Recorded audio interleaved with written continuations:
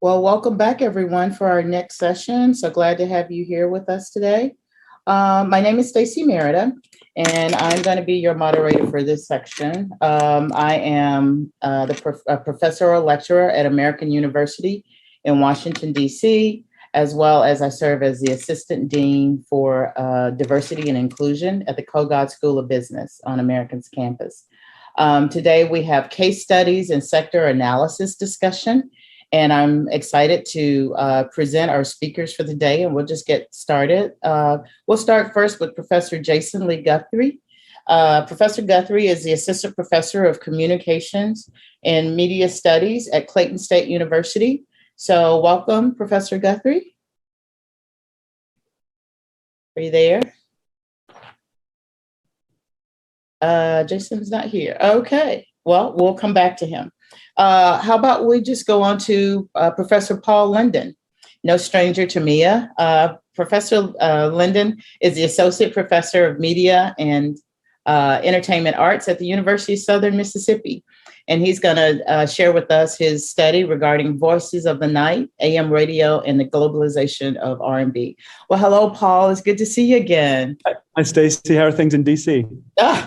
Well, we go from hot to cold to rainy to sunshiny. So it's weather. So there you go. But we're good.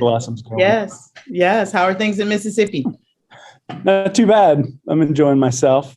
Thank you so much for having me. And thank you to Mia for the opportunity to speak. Absolutely. It's always exciting to hear what you have to say. So let's just get right into it, because I found it quite interesting and about your study about AM radio. And then just, yes. For those who may not know, we're in the presence of greatness right here with an artist. So he can really share with us about R&B. I mean, come on, Paul, your stats speak for you. I'm fighting with everything I've got for that giant 3% slice of the popular music industry. Oh, I understand. But yeah, go ahead. I mean, just for those, just a recap of your study, if you want to share a little bit about what you're currently doing as well. So yeah, you're absolutely right to put the focus on AM radio, because that's really the kind of operative, concept here. Because what I'm interested in doing is, so it's unfortunate Jason couldn't go first because he dealt with the idea of contingency, and so I'm really interested in how we are able to kind of critique and turn around and get a deeper appreciation of some sort of ready-made narratives in the history of popular music. When we do a little bit of digging and start dragging other stories and other histories, especially from other disciplines, over and superposing them and layering them, and you get, or I felt like I did in any case, and if I'm successful in sharing my work, then others will get it too. But a new understanding, I think, in particular of the birth of rock and roll as it, reappears from what's essentially a sort of earth sciences perspective, and how that nuances stories about this situation of, say, music ownership, ownership of recordings, or even the sort of, ideology of segregation. And so there's this disruptive effect that is brought to bear by science, which, as we all know, has little care of what meaning we make of it. And so it is what it is. And so I guess, so those are the large contours, looking at these kind of multiple narratives and bringing them over on top of each other. But essentially, in the last sort of heyday of AM radio, part of the reason it was the last heyday is because those particular waves and the wavelengths interacted with the upper levels of the Earth's atmosphere and would return back to Earth during the daytime in not a very interesting way, kind of sporadic and a lot of static. But at nighttime, you would get these opportunities for super long distance refractions, right, of transmissions that in some cases could go for thousands of miles. And so that was part and parcel of the FCC's regulation in the late 40s of, maximum wattage being at around 50,000 watts But you get these really interesting stories of, XERF right across the border and, right across the border from Texas and in Mexico, that was 5 times that powerful and pretty much knocked off AM 1500 for about half of the planet because of that power. And it was covering basically from Australia all the way out to about Tel Aviv with what was, what came to be the voice of Wolfman Jack, but, before he was there, started about 1960. So this is sort of, what happens when you have the transmission of sort of, artists who are finding themselves under erasure, right? So these sort of R&B, late 40s African-American creators in many cases are minority voices that were all of a sudden given this opportunity for global distribution and, undoing the efforts that may be in place by segregation on that sort of ideological platform. So that's really the nature of the exploration. And I was particularly interested in the way it was landing in terms of artist testimonies. So I was able to locate quotes from Greg Allman talking about how he's 600 miles away from WLAC and in Nashville, but picking that story up and picking up that transmission, overnight transmission was sort of, he said that's how he discovered Muddy Waters and Howlin' Wolf. And then you've got, of course, Billy Gibbons singing, I Heard It on the X and talking about, so he's about 800 miles away in Houston.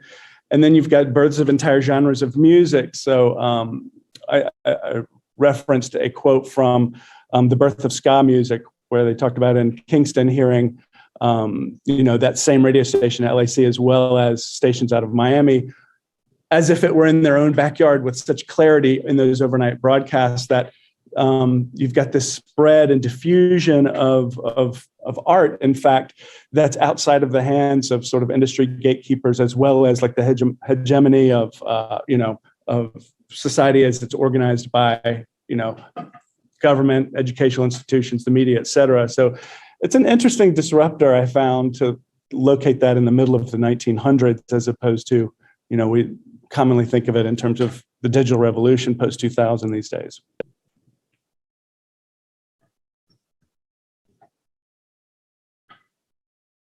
I've lost you're on mute. Oh, I'm so sorry about that. Thank you. No problem. I was just saying, in your study, you talked about the sound, the skywave. Yes. That nocturnal mode. Is that the component that you're saying? That's how Amen was able to hear from one side to the other. Exactly. Of the yard. Yeah. Right. Great. So that's just the term that refers to the refraction of those AM signals. And it's not something that the FM signals shared. So you get sporadic kind of return of FM signals, but it's even worse than like the daytime mode of the AM signal. So it's part of that, that's the contingency, right? It's this last little moment, late 40s through the early 60s, where you've got this effect that's going on that happens to coincide with a lot of interesting development in terms of the mainstreaming of, say, R&B as one of the main components in what would be known as rock and roll. Okay. Yeah, it was very interesting. Thank you, Paul. My pleasure. Since you referenced Jason, we'll go back to Jason. Jason Lee Guthrie, do we have you? Please come forward. Hello. Hey, thank you, Jason, for being here with us today. I'll go ahead and reintroduce you. Happy to have assistant professor from communication media studies at Clayton State University. And the title of your study was Foster, Guthrie, and Walden, 3 case studies in American copyright and cultural depictions of the white working class. So it's kind of in summation, please, tell us how you came about that. Well, I think, as Paul kind of alluded to, there's some similarities, I guess maybe in the methodology. It's kind of in between the theory and the methodology, but I mean, it's this idea that you can get at culture and cultural understanding from, specific material instances, in history, especially. This is something historians are always trying to nail down, like how can we make this more than just a cool story about history? How can we contextualize the meaning, and understand the way that these things work, and especially when they work in equitable ways, to try to figure out, is there something that we can do to address that? So with mine, I'm trying to join a really growing body of work that looks at cultural depictions of the white working class in popular music. And a lot of that, you'll see like little mentions of copyright, or sort of a wider cultural understanding of it, like ideas about ownership, or who gets to be an owner and how is that power negotiated, and things like that. You'll see little mentions of that in different places, and so I'm really trying to center that analysis, and bring in some comparative stuff. This is something I've been kind of planning on doing for a while. I've done individual work on each of the three individual creators. And so I've been looking forward to try to do a case study that's a little bit more longitudinal. And this, kind of provides that. So you've got Stephen Foster, who I would argue creates the American popular music industry.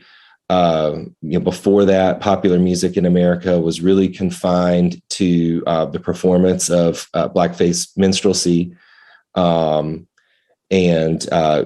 Before Stephen Foster kind of comes along and the scholarly term is sentimentalizes it, but it's basically means, makes it more respectable, kind of brings it out of just a lower class representation, and makes it something that more middle class and upper class whites will listen to and participate in economically.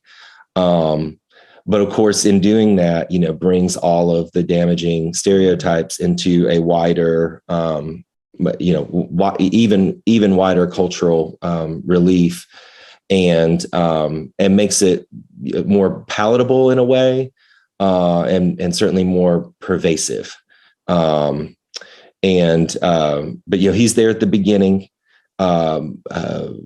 Woody Guthrie is there kind of at the beginning of really what we think of more as like 20th century popular music. The radio is full on at this time, and one of the underappreciated aspects of Woody Guthrie is he was actually a radio personality as well. I've been trying to get into some of those radio archives that Paul was kind of mentioning. He was down at, I believe it's that same station for a time. And he was at KVFD or KFVD, sorry, in LA in the late 30s is really where he got his start. And then Phil Walden, who's also kind of connected to the Allman Brothers. He was the CEO of Capricorn, the Almonds label, and was their manager for a time. And so those kinds of those three case studies really give us a long period of history to look at. Different roles. You've got a true songwriter, you've got more of a performer, and then you've got somebody on the business side. But for all of them, really the through line was their music was about and for largely the white working class. And I think where copyright comes in, they had these artists, because of their place in the culture, they had less agency than, say like a Tin Pan Alley performer, or later, like an Irving Berlin or something like that. But they certainly had more agency than artists of color or female artists. I mean, not until very recently in music history have artists of color and female artists have anything much at all that you could call agency. So I think being in that sort of in-between space is a unique opportunity to look at things and how they change over a period of time, and the ways that they negotiate this idea of copyright and ownership. Um, you know, Foster's doing it with no reference at all and actually does it really badly. And I would argue sets a lot of the stereotypes that we believe about musicians today. You know, like the more creative you are, the dumber you must be with money. You know, to the point that like a lot of our students, you know, they buy into this narrative. You know, like I'm not going to think about the business side, and I think maybe that's changing a lot through all these great, you know, music business programs that are out there now. But there are historical reasons for the narratives that we tell ourselves. You know, the starving artist type narrative, and so those are the kinds of things I'm really interested in. You know, copyright on its own is not really that interesting. It can be very tedious and boring, but copyright as an opportunity to look at culture and look at the intersection of politics, economics, and creativity, I think, you know, can be you know, something that you can use evidence to talk about those kinds of things. And so that's what I'm interested in. I'm furiously trying to write this paper over the summer and trying to put my writing cap on really as we speak. It's been a hard semester, so but I'm hoping to get a full draft soon. So I'll look forward to any feedback anyone has. Oh yeah, that'd be great. And I really appreciated your approach in that you're looking at it through a cultural lens and pulling in those other components of, like you said, from a political, social, economic factor. You know, you just don't think of really copyrights could have an effect on that. So I would be very interested to hear more about your findings. That's great. Thank you so much, Jason. All right, so now we'll go out to the Pacific area to Benham Plum. Welcome, Benham. Hey, so great to have you. Benham Thanks is for having me. Professor and program director at the University of the Pacific, and his work is entitled Georgia Rambler: The Life and Music of Benjamin Neely Plum. So welcome, and I found your presentation very heartwarming, as it is, you know, related to you. You know, it's your family member, and I'm like, wow, what incredible homage to pay. So I'll let you take it from here and just kind of tell us about the incredible life of Neely Plum. Well, thank you, Stacy, and thank you, Armin and Mia. It's really an honor and a privilege to get to share this work with you.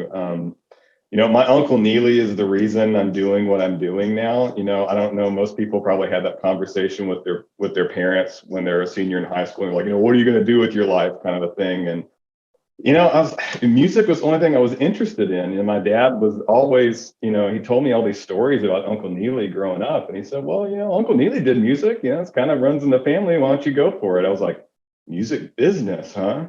All right. And so it had always been and the sad part, but also sort of the cool part is that, you know, I never met my Uncle Neely while he was alive. And it was about the time that I was going to make this decision to take a career path in music that he passed away.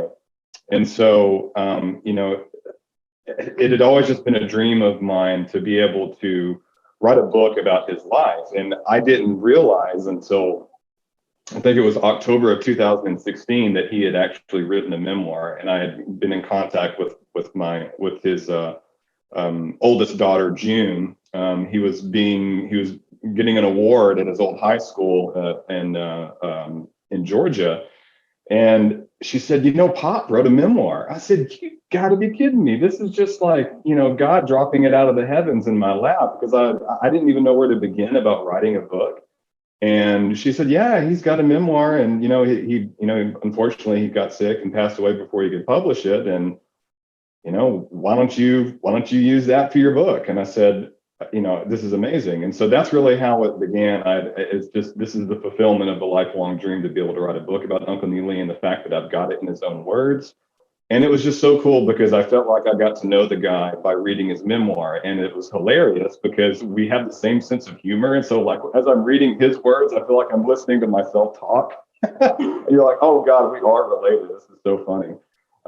And you know, I just thought, wow. And so basically it's half Uncle Neely's memoir, and then the other half is my research and filling in some gaps and sharing some cool stories. Like, for instance, Uncle Neely was well known amongst many other things for producing and conducting and being the musical director for Sheb Wooley's The Purple People Eater. And and for him, that was just a footnote in his career, because he doesn't even mention it in the memoir, though he does collect a file full of really funny, interesting Purple People Eater memorabilia. And that's what I use as the basis as chapter 12 to sort of fill in that gap. But the guy was just a hustler. I mean, he wanted to get out of Georgia so bad, and the only thing he wanted to do was music. And so it's interesting, though, this is from a totally different generation. Nothing has really changed in the sense where people have to grind it out, and you're doing multiple gigs in the music business, and one gig always leads to the next and leads to the next. And the next thing you know, you're playing in Artie Shaw's band, and then the next thing you know, you're playing in a Frank Sinatra session, and then the next thing you know, you've got the Purple People Eater, and the next thing you know, you're arranging for Etta James, and then that rolls into his RCA A&R position, where he signs the Limelighters and Jefferson Airplane, and then he becomes the president of the Los Angeles chapter of the Recording Academy.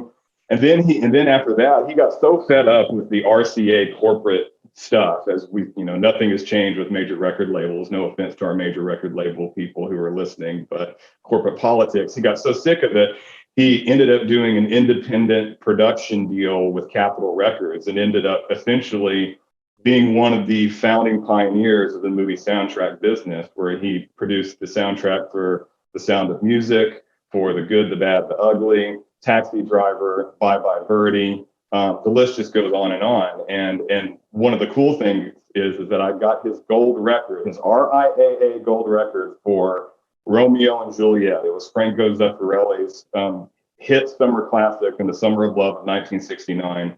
And that record went #1 in the Summer of Love, August 23rd, 1969. And I got that gold record now. So it's just a really cool music industry history book that I think anyone who's interested in American popular music from the Depression era all the way up to the 70s, it's really going to be fun and interesting. And then you get a little bit of family history in there as well. So because I'm in the music business because of Uncle Neely, so this is my tribute to him.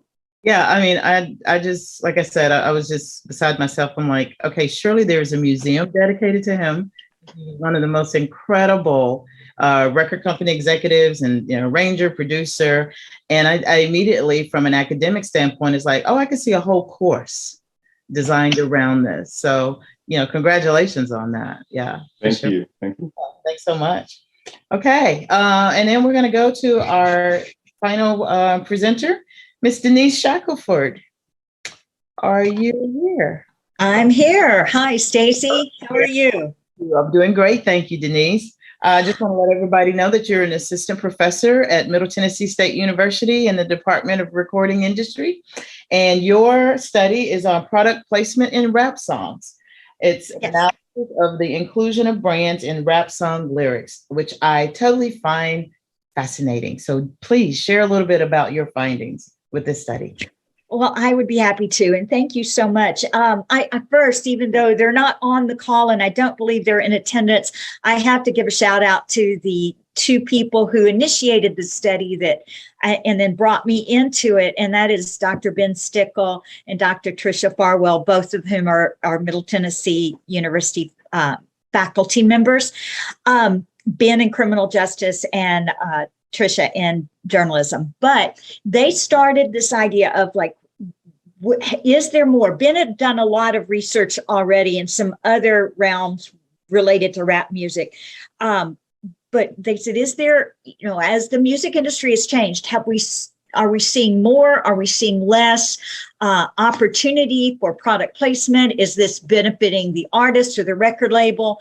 And so I guess to start with, I will tell you that one of the questions that we had hoped to answer, we found was not able to be answered. Many of the deals, the majority of the deals, I will say, between artists and products are not public. They're just not made public, either because the competitive aspect of it between other products and also because of, just there, not so much today, but there was the thought for a number of years of, oh, I don't want to be accused of selling out as an artist and having this, this product or this corporation sponsoring me. So not a lot of actual data that can be quantified in that, but there are a lot of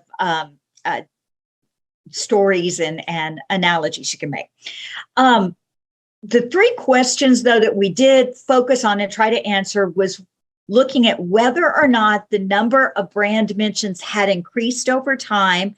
And the period of study was 2006 to 2015. So that was the 15-year period we looked at. We looked at what brands were mentioned most often, or excuse me, what brand categories. And then within the brand categories, we broke it down further into sub-brands, and we looked at which ones were mentioned most often. The source that we used for this information, we used Billboard magazine, naturally, kind of the go-to place, but we looked at the Billboard Hot Rap charts for each year of the study. And identified the top 25 songs. And then we used the website AZ Lyrics to actually go through the lyrics and code and count the number of product mentions and brand category mentions that were in each one. So that's kind of setting the table.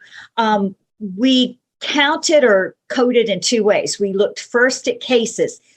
How many of those songs, there were 375 songs that we looked at. So how many of those songs actually included a mention of a product? And then how many times within these songs were products mentioned? So we looked at both cases and counts. Sure. In that, we were able to identify 5 major categories. Travel and destinations was one, transportation, fashion, entertainment, and food and non-alcoholic beverages. And I should also add here, we did not look at alcohol beverages or drugs because that was actually included or will be included in a different study that is being done. Okay. So that's where, that's what we found. And I guess just to kind of bring it on around here to where we landed, transportation was the category that was typically found in most other studies like ours as the top category, the most mentioned product. We actually found travel and destinations to be the most mentioned. And we have no clear reason for that other than the assumption and kind of just, again, making a bit of a guess that this was simply because younger people are placing more emphasis on experience as opposed to material. Now, that said, when you look at the transportation category, sports and luxury cars were by far the biggest mentions. And it wasn't that far behind travel and destination. Fashion, I'm sorry, go right ahead. Apologize. I was just going to say the thing with cars is that, you have what we would call today influencers, like with social media. I would say in the music, and then of course the videos, when the audience sees that and it's by someone that they admire or, they look up to, it's like, well, I want to be part of that in that crowd. So that was influencing then. So I can definitely see why, they're riding around in a BMW. Well, guess what? I aspire to have a BMW. So yeah, you can definitely see the real life correlations now. Sure. Certainly. And there are where we could draw some quantifiable lines between the use of product placement and the impact was more on the side of the product, because we were able to, by looking at the counts of mentions of different products, able to then go look at sales for those. BMW in particular, funny you mentioned that, Designer had a hit song a few years ago called Panda. Well, Panda's not referencing the cute little fuzzy bear. It's talking about there's a black BMW and a white BMW, and I think it's an X6. And that they saw in the month that Panda was at the top of the charts, they saw a significant increase in sales compared to the same month the prior year. So you can certainly see a correlation. Now, again, what we were really hoping when we headed into this, what we were really hoping to be able to find is whether or not artists were, how they were benefiting. Was it direct? Was it indirect? And again, because these deals are so confidential, we weren't able to get anything more than anecdotal references to that. But we did find that, in the past, there are certainly, as I said, anecdotal information that tells us that, yes, there's certainly some money changing hands there and the artists are benefiting from it. I still think one of the best stories is the Run DMC. So they're getting a lot of time here today. They've been mentioned in a couple of panels, but Run DMC is really the first artist that had a product placement in a rap song. And that was, of course, I'm sure we all know it, My Adidas. Interesting, though, that was just a personal artistic choice by the artist, was not influenced in any way by the label, by the brand itself. However, their manager brought the executives from Adidas to a show, right. And the executives immediately got out their checkbook, I'm sure, when they saw the impact of the audience, because people were just holding their Adidas in the air at the show. So certainly, there is correlation between the money that is generated and hopefully getting back to the artist. There's just not a lot of hard data resources that we could find. Yeah, and I'm sure we understand that because, let's say Nike cuts a deal with one particular person and they may not want that disclosed of how much that deal, with the other, even though sometimes we hear about those deals.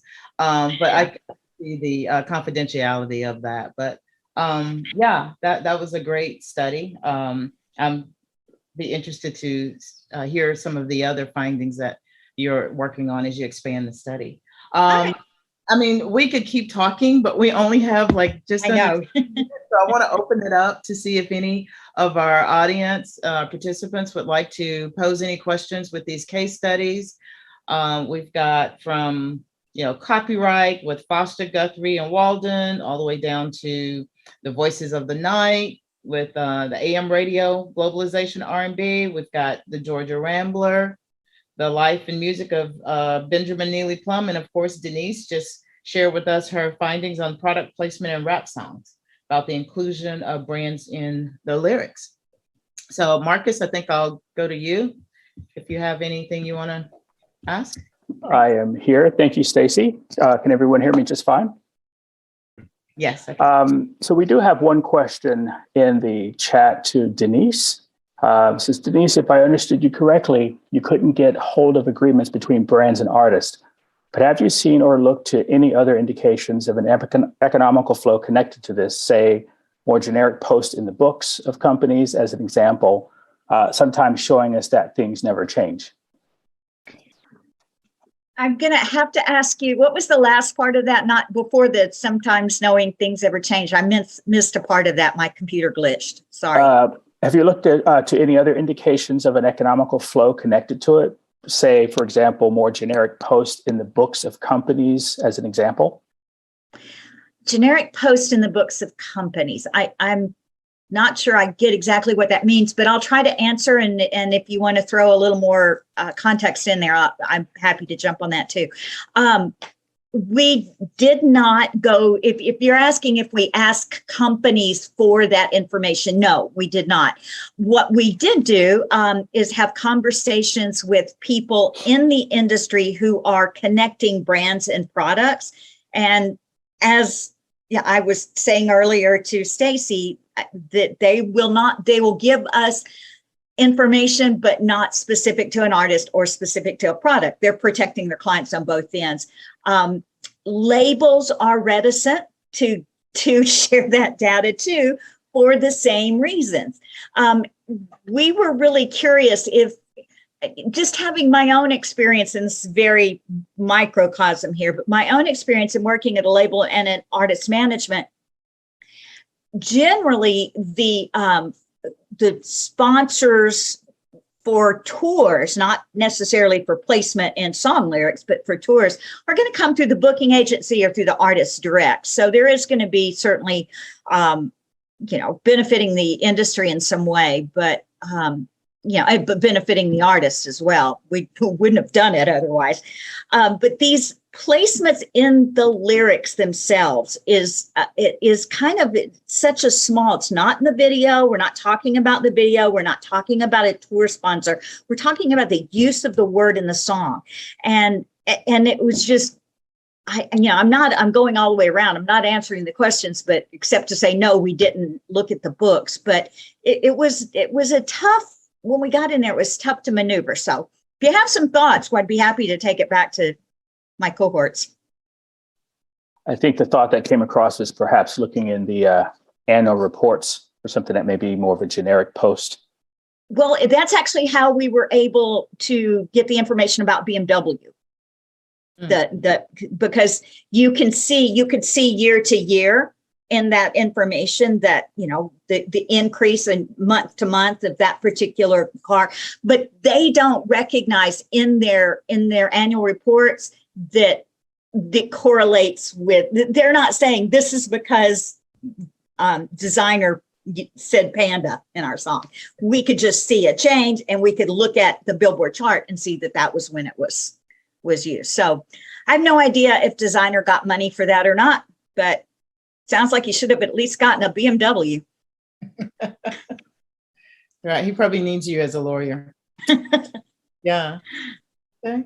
Any others, Marcus? I'm not seeing any questions in the chat, but I have a question or two of my own. Actually, it was for you, Denise, before you went off camera there. I was just curious if you found any information as to the percentage of these deals that are more artist-driven versus brand-driven. Are the artists creating songs because this is what's cool and the brand attaches? Or are brands now saying, hey, we need a spokesperson for this. Would you please make your art about our BMW? I feel like I'm a broken record here. We're in the Mia, so I guess feeling like a broken record's okay.